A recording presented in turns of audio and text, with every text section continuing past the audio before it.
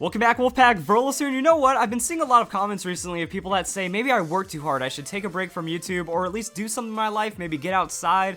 And I honestly have no idea what those people are talking about. I mean, I spend my Saturday nights just like everyone else. That's right, I read Game Freak interviews, and they have to be 2 years or older just to make sure we're getting the best of the most classic information. And last night, oh boy, I'm proudly going to say I scored. I mean, I don't know anyone that gets as lucky as I do, so let's go and read this one.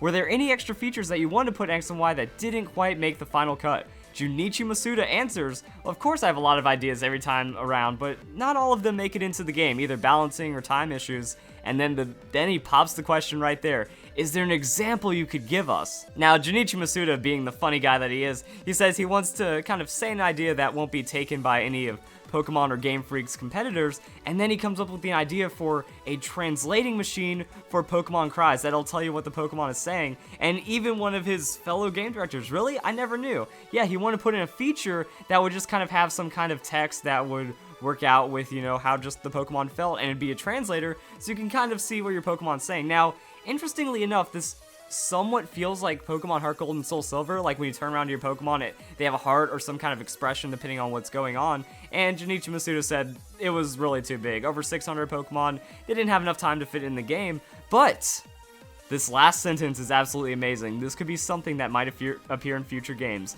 The super forgotten feature that we might see in Pokemon Sun and Moon, you know, that would be pretty cool. Every game has a gimmick or some kind of series of things that really go for it that make the game stand out. I feel a translating machine would be pretty cool, so comment down below and leave a like on this video if you think it's also a pretty good video as well. Just, what kind of features would you like to see in the games? Like, I'm going to be doing a more, you know, top 5, top 10 features, whatever I end up deciding to do, but this is actually a pretty cool idea to talk about. I mean, Masuda, he's got the ideas, and I think that this would actually be pretty nice. I love the idea of interacting with your Pokemon, and it goes with the theme of Mega Evolutions and kind of following through with Pokemon X and Y. It's about the bonds and relationships you share with your Pokemon. Junichi Masuda has said many times that he feels that Pokemon are real. He likes to treat each individual Pokemon as its own real thing that you get to interact with. And that's why they have IVs, that they have individual values, because each Pokemon is different and special, except when you're in competitive and you have to have 5 IVs, and then the one bad IV is generally the one that goes against its nature, so yeah. Anyway, I've been looking at some other interviews, and this one's actually pretty cool, because the main series has only ever been released on handhelds. What's the reasoning behind that? With Pokemon, we view it as a communication tool ever since beginning with Red and Blue. And I mean, you can think about that. The original idea for Pokemon was supposed to replicate going out in the woods and bug catching. So having a portable device means you can go on that adventure with your Pokemon, and now with the just enhancements of technology, you get to interact with other people playing Pokemon. You get to go outside and experience your own real-world Pokemon adventures, or at least in theory, because you're not tied down right there. So that's why they have all these different ideas, you know, the link cable between Game Boys, players to meet up and trade in the world with each other. Also, the idea of 2 different versions is to encourage people to play together, that, you know, if you see someone with the other version, that's how you get those exclusive Pokemon that you want. He continues, the great thing about handhelds is that you go and meet people, and then there's the player search system. I think surf is just a typo right here, but I think this actually really gives insight as to why we might not get the ultimate dream. You know, everyone's like, oh, with the Pokemon NX, that's when Pokemon Sun and Moon can come out. Or with any kind of large-scale game, you know, why don't we have a main series game on a console? Well, that's because it's not going to be Pokemon, or at least to the game developers. You know, they want every interaction with Pokemon to be special, to feel as real as possible. That's why I really love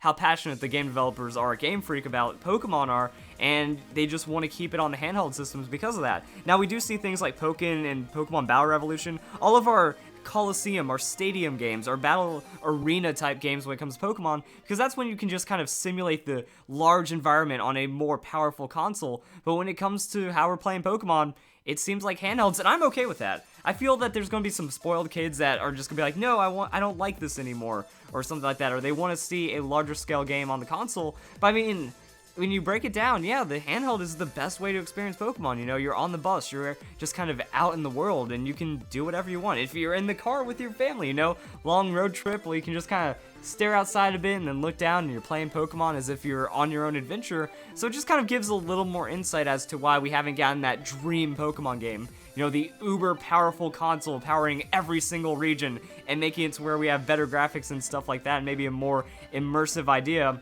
So it kind of shows. Also, there's been talks of like multiplayer onlines, and it's not really a genuine sense of actually going out and interacting with people, even though, you know, massive multiplayer online, it's supposed to encourage those social activities, but it's just not what Game Freak feels the direction for Pokemon is. So some question answered and some really cool things about Pokemon Sun and Moon revealed. Hope you guys enjoyed this quick little video. Fun speculation, fun stuff, just kind of, you know, digging back. These are things that people forgot about that might actually become relevant for Pokemon Sun and Moon. Hope you all have a nice day. Thank you for watching.